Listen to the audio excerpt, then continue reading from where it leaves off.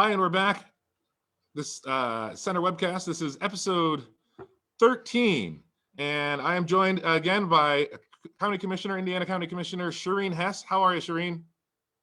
Hi, I'm fine. Thank you. Fantastic. It's great to see you. Likewise. So you and I just got off, and I think a couple other folks, and maybe someone in our audience as well, just got off this town hall, teletown hall from Representative Struzzi. We've had on as a guest, and we're all now talking about opening. We heard Senator Casey talking about it a little bit as well. Sybil was talking about what opening looks like. The governor has this plan out. We're in the Southwest region. We're not in the Northeast. Can you tell us what's happening with the new governor's plan? How does this look in Indiana County? And should we expect to see something happening come May 8th? Well, so the state is going to open up by region. And I think you had a little map up there that's very a good visual. We're in the Southwest corner. It's the Department of Health region. Now, that could be either very vexing to you if you want to open up really quickly because, we're lumped in with Allegheny County. Or it could be a source of comfort to you because it means that we will, we're kind of have to meet a higher threshold because that is a region that's got that, the threshold is 50 per 100,000. So we're lumped in. It's a challenge. But that's where we are. And then there are these standards. Governor has outlined 6 different standards. And so I think we could talk a little bit about those. So there are kind of any number of things that we have to meet before we can actually open. And then in the meantime, the county itself, and I'm working with a team of folks, the health sector, our public safety folks, the economic development partners, and our human service partners to kind of prepare for that day or that week or whatever that means. We're kind of in a dormant stage right now, and we should be using every minute we can to plan for what's going to happen because it's a little quiet right now, but I have a feeling, we're going to be hopping when it does happen. Yeah, those are the standards. Mm-hmm. Can we? Am I looking at this? So maybe I can ask you, Sherene, what's your thinking on it? So we're looped in with Southwest Pennsylvania. I heard you sort of lay on those two opposing arguments or thoughts about that. Either our numbers in Indiana County are not very high. Particularly compared to Allegheny County. So we will then be on likely a slower track than we would be if Indiana County was all by itself. Now, on the other hand, there are these commuter tracks that run out of Allegheny County, out of Westmoreland County, out through our entire region, like 422 and 28 and the Turnpike and this 386. I guess what's your reflection on that discussion about, because that came up on Struzzi's town hall, that discussion about whether or not, how should we be grouped and what's your thought there? Yeah, so and I think a lot of us, at least I feel like I've got one foot in both of those scenarios. I mean, sure, we want to get going. We want to get back to some whatever sense of normalcy and doing the things that we used to enjoy and reviving our economies. But we know that the CDC is saying there could be very, very possibly a second wave. And I want to tell you, just because we only 50 some cases, you should, as someone said before, you should act as if you have the virus and everybody else has the virus because we don't know. And even if and when we do start to do more testing, we're still not going to really know. Those numbers can establish some patterns, but they don't tell us the entire story. So all I have to say is that we know if we don't do the social distancing and the masking and the, follow the public health guidelines, we're going to have another outbreak and we could be back to square one. So it's a real delicate balance. It is delicate. So my go-to is, and a lot of leaders are saying this from the top down, we have to follow what the experts say.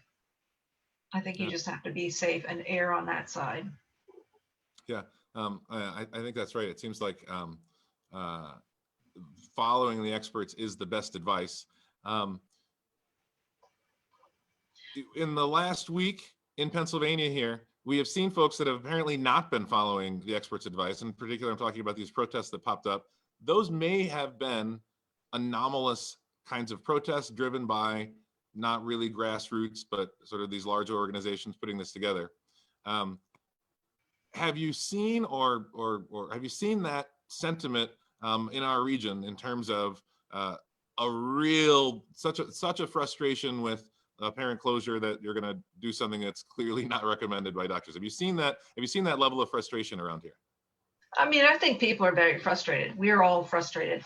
I have not seen it elevated to that level. I see some talk, we see some talk on social media, and look, I understand, I get it, but no, not to the level I think that we're going to see the kind of thing that we saw in Harrisburg.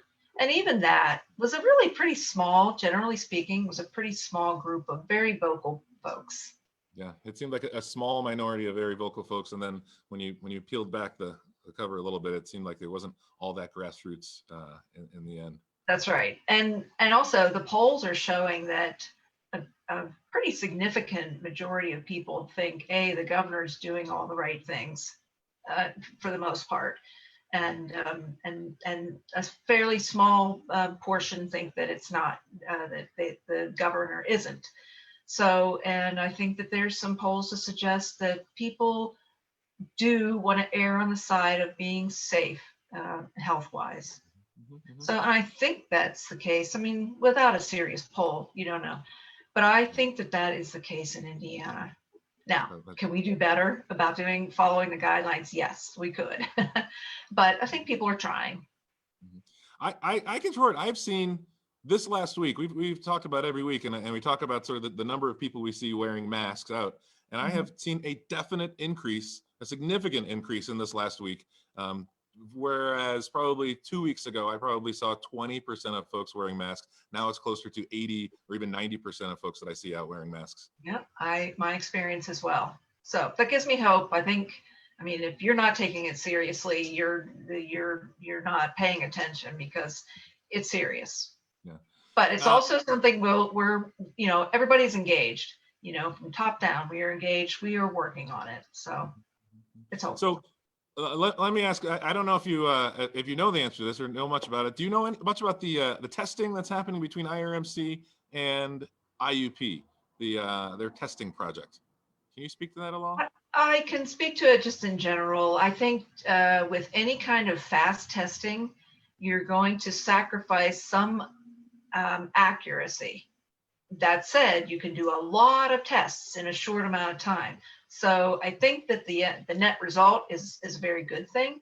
And once that starts happening, that's going to be very good. We need more testing. That's the only way you can really have a safe opening up of the economy, is to have more testing. So it's a great partnership. It's impressive. I think the staff that we have at IRMC and at IUP are fantastic. And we're fortunate. We're fortunate to be in a very rural county and have that caliber of leadership. Yeah. I think that's exactly right. We are a rural county, but we have some real top-notch experts to guide us through that. And I think that the hospital and the university are part of that. Is there anything else that you want to bring to us? I know I appreciate you coming on and being our guest today without a whole lot of advance notice. I think maybe 20 minutes. So I really appreciate it. But it is kind of an important town, and I think we've talked about it a lot. People are eager to hear from what's happening in local government and what's happening locally. Is there anything else you want to share with us today? Yeah, I think that this is an opportunity for us. We're going to get through the crisis. And, we've got some opportunities before us where we can grow stronger. We can become more economically resilient for all of our communities. We can really start looking at that. I think we're going to become even more efficient at delivering the services that are, that these vulnerable groups need. And by the way, this crisis has revealed and really pulled, as you say, the layers back of the systemic barriers that a lot of people face They have been exposed. So hopefully we can be part of fixing that. And this is an opportunity to be much more engaged with our citizens throughout the county so that we can meet current and future needs. And, it's everybody's rituals, our traditions, our way of life has been upended, but we've got some opportunities here. And I think that our federal, our state, our local partners are all true and intent on doing the best that they can for our community. So it's going to be a journey. And I personally and my colleagues are most looking forward to having our citizens go along that journey with us and our partners. And not to, as Superintendent Vukovic said, not to be too melodramatic, but it is all about having some hope. We're going to embrace a vision that's going to make this a future for everybody in our county. So I just say to everyone, hang in there, and we'll get through it. And I thank you for asking me to be on the show. Yeah, there's one more question I want to ask you about. I know that the idea of rural broadband is something we talked to Senator Casey about. He's a big champion of. I know you have been a big champion of getting broadband throughout the county. I guess this experience, me as a teacher, I know I got kids who don't have broadband, and I know in districts in farther northern county, even more of them don't have broadband, which is a real barrier now. Yes. And I'm wondering if there's an opportunity here coming out of this to really say, look, this is almost like electricity these days. Everybody needs this. Oh, absolutely. And there's definitely a digital divide, and we're right in it. And the commissioners and many local leaders have been working on this for a long time, like years and years, decades. Yeah. It's complex because we have some topography, and we've got, and it's an enormous cost. But we are making a little bit of headway. We've got some infusion of money from Department of Community and Economic Development through Senator Pittman. And we have REA, the Rural Electric Administration, is partnering with us to provide a little bit of money. And we are working on a $1.5 million grant application to the Appalachian Regional Commission through a program that was actually started in the Obama administration, but they've carried it on. And it's all about helping communities that have been affected by the loss of coal as their main economic driver. So that's Indiana. So we're looking at a broadband deployment initiative, and we're pretty excited. It's going to take time. People have to realize it's just going to take time. But in the meantime, we are working with partners to figure out where what they call our vertical assets are, so that maybe we can use some things that are there now to do something in the interim before we have, a real broad kind of a deployment of that broadband, whatever that looks like. So when you say vertical assets, are you literally talking about poles? Yep, poles, silos. Where we can put those already. So it's literally we're talking about, and just to hear you right, so that's a grant application through the Appalachian Regional Commission that the county is partnering with REA to try and go after. Yes, REA and our Aaron Intermediate Unit, our school districts are all partners. The Southwest Pennsylvania Commission, the Chamber of Commerce, the Tourist Bureau, our Emergency Management Agency is part of that. So yeah, that's nice partnership. That's a great part. And I think I read about that today in the news. So that is ongoing great work, and we appreciate that work. Yeah, many thanks. It's huge. I really appreciate you being on. I'll let you go. You already had your last words, but any last words? No, I think you all are doing a great job. So thank you. And yeah, everybody hang in there. Okay. Well, thank you so much, Sherene Hess, Indiana County Commissioner. Thank you. You're welcome.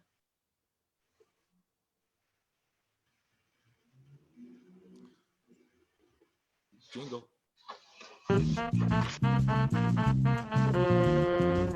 We're gonna come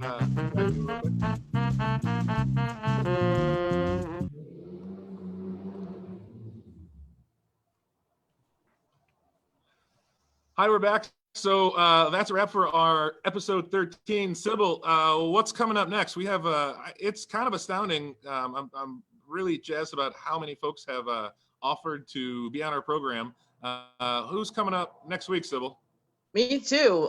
Looks like we have the AG Shapiro coming on, Attorney General Pittman, Senator Pittman here in Indiana County will be back. to speak with us. We are going to have ICAP back to talk to us about what's going on with some of the programming they're doing to help out some of our most vulnerable citizens here in Indiana County.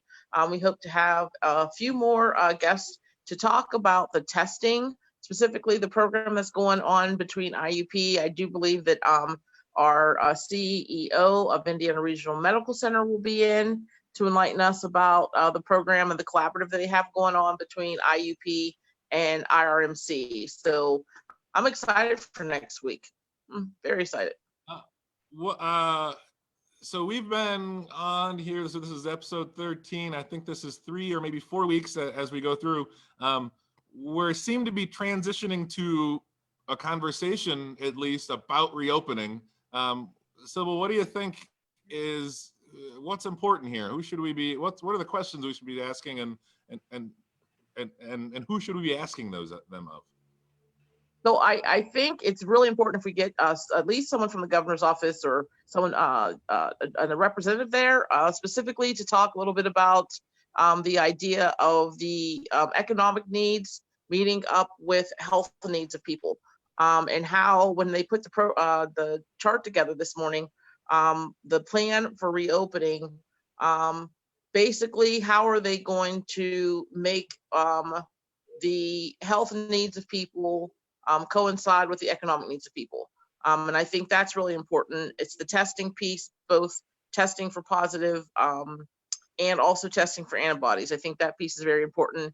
I really would like to have someone come on and talk to us about the testing piece. We're hearing so much about the economic factors, but we're not hearing so much about, what's going on with testing right now. So I think that's going to be an important piece moving forward.